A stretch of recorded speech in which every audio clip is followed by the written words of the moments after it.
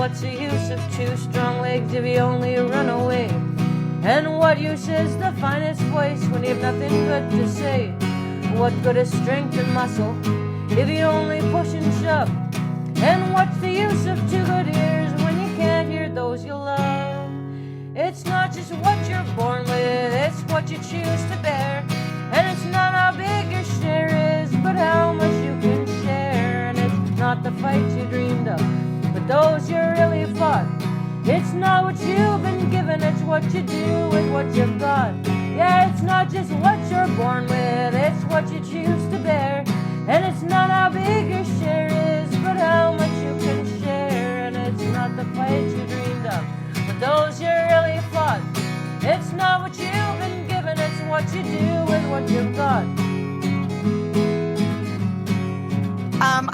I want to thank you all from the bottom of my heart for coming and helping to celebrate Hassan's wonderful book. Thank you to the Masjid Al Iman for hosting us and providing this amazing space. Thank you to Sheikh Ibrahim for being so warm and welcoming. And thank you once again to all of you for coming out. It means the world to me and Hassan. I was born on the stolen lands of the Lekwungen people. I live on the occupied territories of the Lekwungen people. My parents are immigrants from two war-torn countries who came to Turtle Island as uninvited guests. I left home at 15, and for the next 13 years, off and on, I was on the streets. I don't mention these things as details, but as a starting point for my current understanding of solidarity, for how I developed my moral stance and voice as a writer, and how I came to the conviction that literature is one of the best weapons that we have in our struggle for social change. As a child of immigrants born on the stolen, occupied territories of the Lekwungen people, I also carry with me the story of my father, a Vietnamese man whose homeland fought one of the greatest empires of the 20th century and won. And it is through that story, through that lineage of survival and resistance, that I come to the struggle for the liberation of occupied Palestine. I became involved in the struggle for a free Palestine when I began following journalists from occupied Gaza and the occupied West Bank on Instagram. I watched them killed, murdered by the IOF in front of my eyes. And I thought to myself, why is no one saying anything? On the mainstream news, no one was saying anything. In the writing department, where I teach at the University of Victoria, no one was saying anything. At the BC and Yukon Book Prizes, where I sat on the board, no one was saying anything. Then I realized I was somebody and I wasn't saying anything. I'm going to read you an excerpt from Hassan's book now so that you understand how the silence feels to the people in Gaza.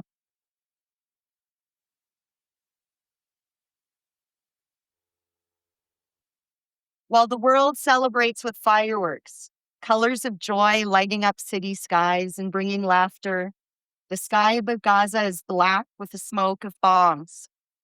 Explosions tear through the silence. The fires lit here are meant to kill. Elsewhere, people dance to the rhythms of music. Here, we shiver beneath tattered tents that can't block the rain or wind from cutting through us. In the freezing dark, children die through no fault of their own. Their faces are pale and frozen, their frail bodies worn down by hunger. It isn't just the falling bombs set to extinguish whatever hope we have left, but cold gnawing at our skin and hunger that are stealing life hour by hour. It feels like the world has chosen to abandon us, to punish us with silence, to watch us suffer and say nothing. A few stand in solidarity with us, but even their voices are distant, nearly drowned out. How many times have we written of our suffering? How many pages have we filled with pain, our stories of death and survival written in the ink of anguish? And we still don't know. Will the words ever stop? Will this hell end while we're still alive? Or will these stories be all that remain? Testimonies of what we once were after death finally claims the last of us. The week Hossam Shabbat was murdered, I began to speak out. I spoke to my writing students first. I started with a question that had come up for me also years before as a university student in journalism class. And it's a question we'll circle back to later. Is what you write powerful enough to get you killed? It was asked as a kind of barometer to measure whether the words one had chosen mattered, if truth mattered. The renowned Palestinian cartoonist Naji al-Ali said, "Whoever wants to write for Palestine must know himself dead." Al-Ali was assassinated in London in 1987, dying shortly after being shot in the neck. The great Palestinian novelist, Hassan Kanafani, the man whom the Hassan we are launching tonight chose to name himself after as a pseudonym in honor and respect, once said that he wrote well because he believed in principles, and that the day he abandoned those principles, his stories would be empty. Then he was assassinated. Clearly, these quotes acknowledge that the struggle for liberation requires sacrifice. Both these writers spoke truths powerful enough to get them killed. So as I read from Hassan's work tonight, I ask you to keep in mind another question that many in comfortable liberal democracies still tend to treat as optional. Do writers carry a moral responsibility to the truth? While journalists in the free world are reluctant to speak the truth for fear of threats or reprisals, in Gaza they are being deliberately targeted and murdered for telling the truth. So I dedicate my words tonight to those journalists who died speaking the truth. I dedicate my words to the wounded, to the martyrs, and to Hassan. I am here because Hassan cannot be, because Hassan is in a camp in Gaza. Why is Hassan in a camp in Gaza? Most of you know, but for those late to the game, let's play Imagine. Imagine somebody breaks into your house. Imagine they order you and your family into a small corner of the basement at gunpoint. And imagine they say, "We own this. This is our house now." Hassan is in the world's largest open-air prison because Israel and the US are committing genocide against the Palestinian people. They are conducting a campaign of ethnic cleansing, a campaign which Canada and the mainstream media is complicit in. Hassan writes, "A normal life is meeting friends. There are no friends left. It's living in your home. There is no home. It's praying in a mosque. There is no mosque. It's going to school. There is no school. It's kissing your mother's hand in the morning. There is no mother, no morning. It's watering the orange tree in the tiny garden. There is no tree. It's playing with your children in the evening. There is no evening." The narrowing of acceptable speech in mainstream media about Gaza is not incidental. And the Canadian state's betrayal of Palestine didn't start with recent arms sales or political cover for Israel. It goes back to its role in the 1947 UN partition, which sealed the Nakba. The Canadian regime's hand in Palestinian suffering is a long history of colonial violence, from Indigenous genocide to backing apartheid regimes overseas. In places like Gaza, narrative itself becomes a battlefield. So, going back to our question about whether writers have a moral responsibility to the truth, in Gaza, moral responsibility is not a choice.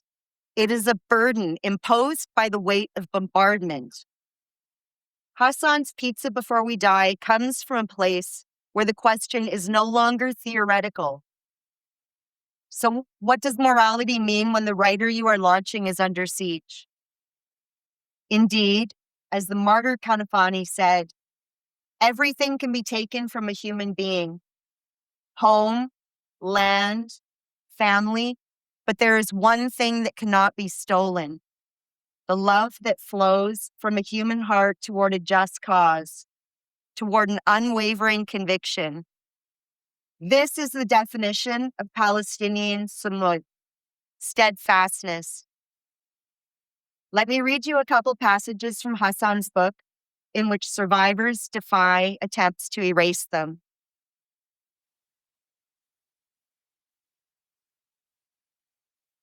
The first thing survivors will notice is the vastness of their field of vision. Nothing obstructs the view. No houses, no trees, just destruction, destruction, destruction. Massive expanses of rubble in every corner. Thousands of tons of stones, shattered windows, wooden doors, glass, rebar, wallpaper, doorsteps, kitchen counters, refrigerators, washing machines, gas ovens, kitchen cabinets, bathroom fixtures, utensils, books, pens, clothes, children's toys, all fused together in a surreal collage of devastation never before witnessed. Once they recover from the shock of their new geographic reality, they will start searching for their loved ones. Children first, then siblings and acquaintances, and eventually even the candy vendor who used to stand by the school gate. They will be stunned into silence, paralyzed by the sheer scale of loss. Days, weeks, or months will pass, depending on how long it takes to recover the bodies of the martyrs, and the final lists will be drawn up. The identities of unknown martyrs will be discovered, though some corpses may be wrongly identified. A grieving mother may spend the rest of her life mourning over a grave that contains her son's foot, her neighbor's head, and her husband's arm, believing it to be her child's final resting place.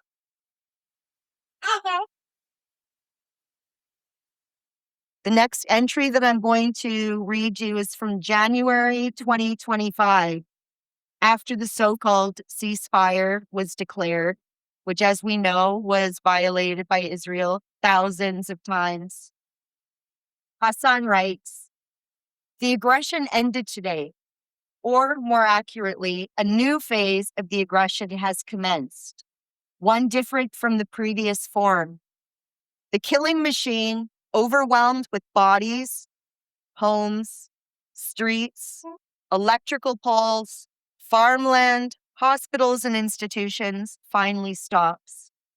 Then, those who remain alive to step out, walking slowly, eyes struggling to adjust to the surprise of light, begin to survey the world around them. After 15 months, the call to prayer returns to a land bearing the scars of a mosque now reborn beneath a tent. People begin to search for their homes. Okay. Perhaps my house was here. No, maybe over there. I think it was a little to the left. No, ma'am, your house was in that alley, 70 meters from here. I just came from there. By God, son, this looks like our house. A young man laughs bitterly. I know, ma'am. After the airstrike, all the houses look alike. Rubble. When we return to what was once our home, we find only ruins, memories buried in debris, dreams turned to dust.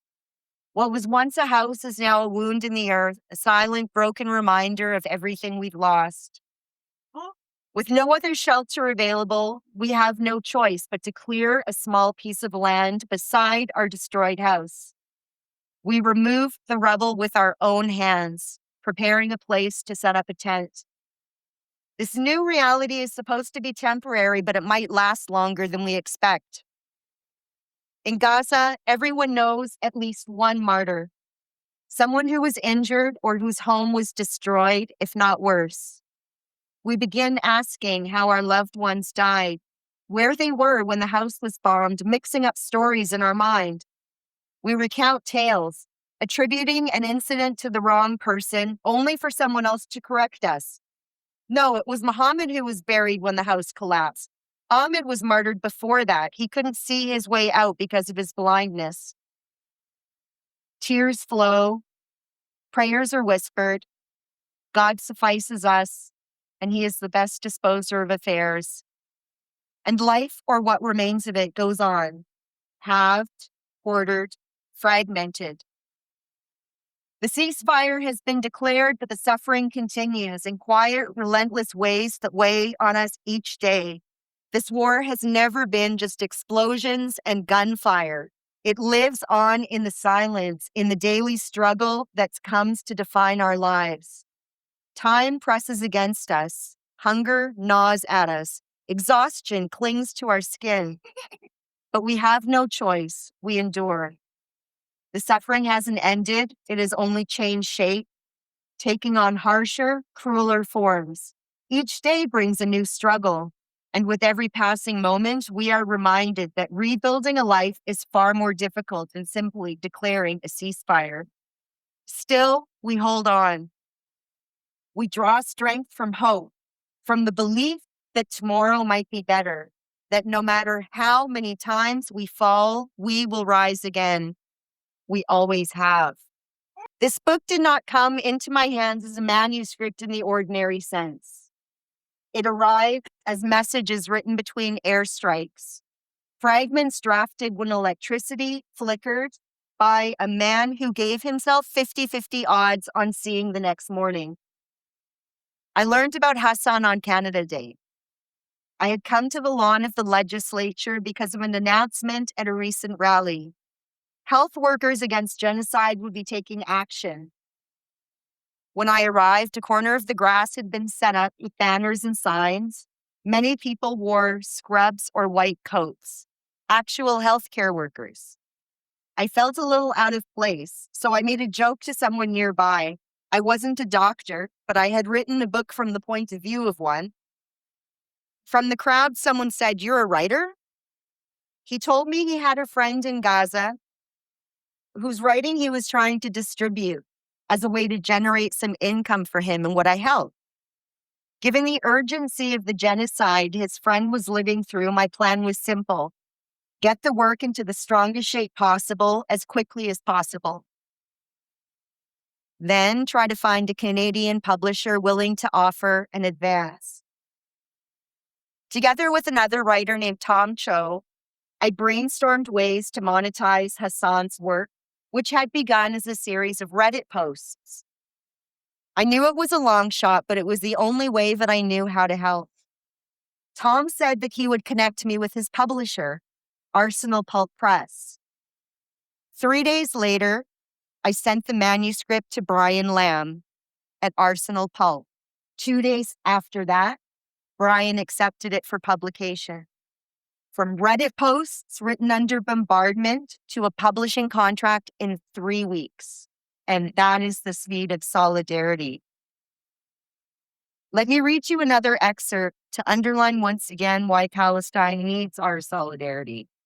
It's Friday, a day of rest and meeting for every Arab Muslim.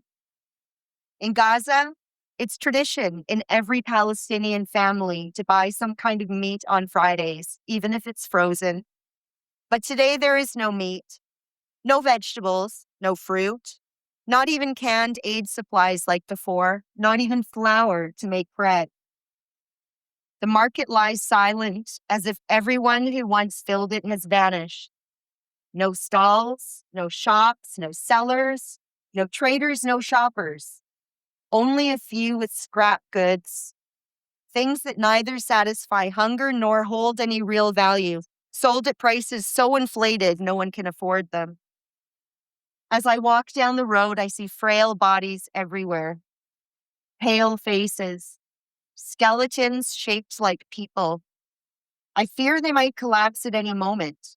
I know it's only a matter of hours or days before the starved begin falling one by one in the streets. Over time, our bodies have started consuming themselves, losing muscle, losing structure. Faces fade, features disappear. Illness creeps in. We are dying, slowly. A little boy, not yet 4, with a little body shrunken by hunger, is frail and hollow-eyed. He has no one left. His mother has been killed by the missiles. He wanders alone to the cemetery and finds her grave. With his tiny hands, he begins to dig. "Wake up, Mama," he whispers. "I'm hungry. Cook for me like you used to." When I hear this, I don't know what to say. I still don't. What cruelty is worse than this? What kind of conscience can bear it? How can the world stay silent when a starving child claws at the earth begging for the dead to feed him? In the days to follow, a barber shop was targeted in Khan Yunis, and 5 souls are martyred. Among them, a groom preparing for his wedding. In the days to follow comes the massacre at Shujaiya, which leaves us speechless. 8 homes built side by side, packed with families, are hit with intense shelling. All of them are full of life when the bombs come. More than 100 people are inside, mostly women, children, and the elderly. They have no warning, no chance to flee. After, we begin pulling bodies from the rubble. There are over 30 people dead, and we know that number will rise. Some estimates say the number could reach 50 or more. Many people have injuries, the kind with no hope for healing in a place with no medicine, no doctors, no power. The search for the missing never stops. Even as hands bleed and tools fail, people dig with whatever they have, whatever they can find. Bare hands, broken sticks, searching even while knowing they might not find survivors, only silence beneath the ruins. These scenes are heartbreaking, but empathy alone is not enough. Empathy can be absorbed. Empathy can be managed. Real dissent cannot. Now, not all writing under oppression becomes dissident writing. Dissident writing implicates a regime the West funds, arms, and shields diplomatically. I will read you an example of dissident writing. The media repeats what Israeli security officials say, that the war on Gaza has resumed to bring back the hostages. American officials echo the same line as if reading from the same script, but no one mentions the truth. The prisoners could have been returned, would have been returned, if Israel had honored the ceasefire agreement it signed. Instead, the central fact disappears, buried under layers of headlines and half-truths, that the occupation has no intention of ending the war or honoring any deal. Piece by piece, the original reason for the resumed genocide is erased. In its place, a new justification takes hold: the return of the hostages. But is that truly the reason? If retrieving captives is the real goal, why did the Israeli occupation abandon a ceasefire? Look closely.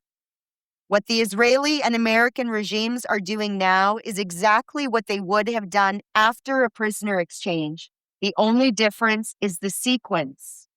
They want their captives back first.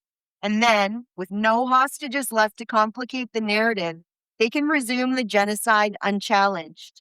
No more talk of leverage, nor concern that starving and bombing 2 million people might endanger the lives of 20 Israeli captives. This is not just an Israeli war. This is an American occupation, and Israel is its colony, armed, shielded, and unrestrained. What they are doing is not mere bullying. It's massacre, calculated violence against the weak, the voiceless, the ones who dare to say no. Imagine the scale of injustice.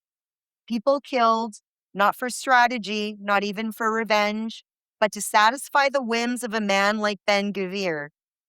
Our lives offered as a gesture of goodwill from Netanyahu, simply to lure Ben-Gvir back into government. Why? Because without Ben-Gvir, Netanyahu can't pass the budget. Without the budget, the government would collapse. So we are killed to keep a coalition alive. Our blood spent like political currency. Can you imagine the depth of this arrogance, the scale of this oppression? But let them play gods. Pharaoh once declared, "I am your supreme Lord." And we all remember how that ended. The philosopher and novelist Iris Murdoch once said, "Morality begins with vision." And I used to think that the role of literature was to give people images, that once people had the images, they would do the right thing. But today, with the live stream genocide, the problem is not the lack of images. So, what if the problem is a blindness built into the system? Kanafani talked about the blind language. Blindness as ignorance, blindness as defense, blindness as structure. But if blindness is structural and institutions mediate dissent, what can we do? We can do our duty. It is our duty as Canadian citizens to oppose our colonial state's complicity in genocide and war crimes. Right now, in this atmosphere of legislative threats, academic and professional reprisals, to outright policing of speech, a creeping attack on our fundamental rights is being mounted. We must confront this head on. Every genuine movement for liberation will face this. The alternative? Rage, despair, watching empires crush lives from Palestine to Iran to Lebanon to the stolen indigenous land beneath our feet. To come full circle before I close, let's revisit that question that came up in journalism class. Is what you write powerful enough to get you killed? If people in Palestine are being killed for telling the truth, and ordinary citizens like Hassan, who wrote this book, are donning the press jackets of the dead so that they can get the truth out there, the least we can do is speak up. I return to my heritage once again by telling you that in 1972, the poet Mahmoud Darwish wrote, "The torch has been passed from Vietnam to us." He meant Vietnam proved that empires are not eternal. He meant liberation is not a dream. He meant we can win. That same year, Kanafani was assassinated by Mossad at 36 years old. 36.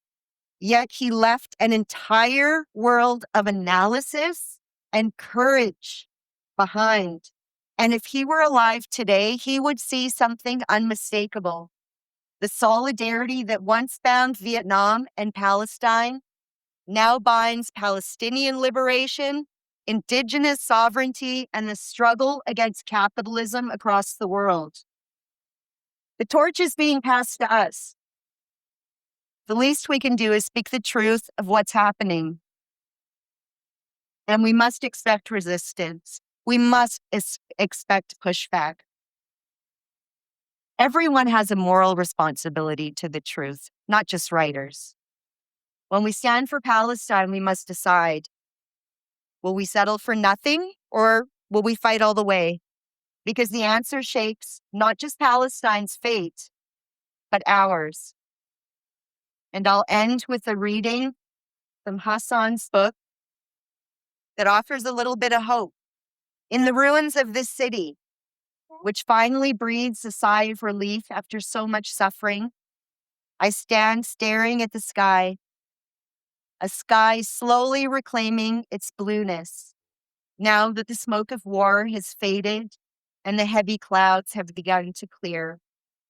Around me, the rubble is a silent witness to a time that has passed, but it no longer screams. Its silence now marks the beginning of a fragile peace. Every shattered stone still tells a story, but this time it speaks in a language of hope, hope born from the womb of pain.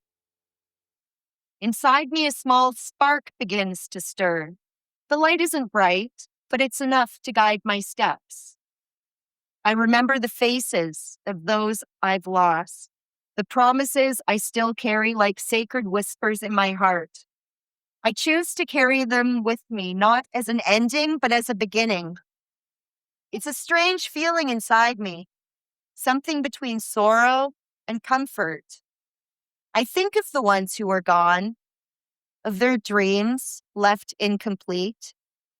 Yet I understand, maybe for the first time, that this moment is not the end of the story. In a place once drowned in destruction, new contours are emerging, not just faded memories, but the outline of a future waiting to be built. Thank you.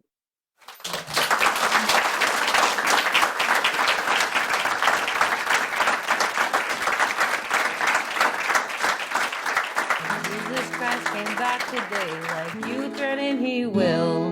Which poor group of people do you think that he would kill? And who would Jesus choose to starve if you gave him the chance? And if there was a genocide, would he take a neutral stance? Who would Jesus bomb? Tell me, who would Jesus bomb? Would it be kids in Palestine, or how about Vietnam? Would Jesus bomb the atheists, the Muslims, or the Jews? I want you to ask yourself, well, what would Jesus do? I want you to ask yourself, well, what would Jesus do? Would he say it's complicated and there's sinners on both sides? Or would he say that some people, they just deserve to die? If Jesus Christ rose from the dead and on a sidewalk slept, would you extend your hand to him or just watch where you stepped? Who would Jesus bomb? Tell me, who would Jesus bomb? Would it be kids in Palestine, or how about Vietnam? Would Jesus bomb the atheists, the Muslims, or the Jews? I want you to ask yourself, well, what would Jesus do? I want you to ask yourself, well, what would Jesus do? Would Jesus hate the gay folk, the queer folk, or the trans? Would he suggest they end their lives according to God's plans? Would Jesus tell a homeless man to get a fucking job, or turn his back on the poor? Would Jesus be a snob? Who would Jesus bomb? Tell me, who would Jesus bomb? Would it be kids in Palestine, or how about Vietnam? Would Jesus bomb the atheists, the Muslims, or the Jews? I want you to ask yourself, well, what would Jesus do? I want you to ask yourself, well, what would Jesus do? Would Jesus build a border wall? Would Jesus drive a tank? Would Jesus be a landlord? Would Jesus run a bank? Would Jesus Christ feel safe in his skin if he came to your town? And would you still believe in him if you found out he was brown? Who would Jesus bomb? Tell me, who would Jesus bomb? Would it be kids in Palestine, or how about Vietnam? Would Jesus bomb the atheists, the Muslims, or the Jews? I want you to ask yourself, well, what would Jesus do? I want you to ask yourself, well, what would Jesus do? Yeah, who would Jesus bomb? Tell me, who would Jesus bomb? Would it be kids in Palestine, or how about Vietnam? Would Jesus bomb the atheists, the Muslims, or the Jews? I want you to ask yourself, well, what would Jesus do? I want you to ask yourself, well, what would Jesus do? I want you to ask yourself, well,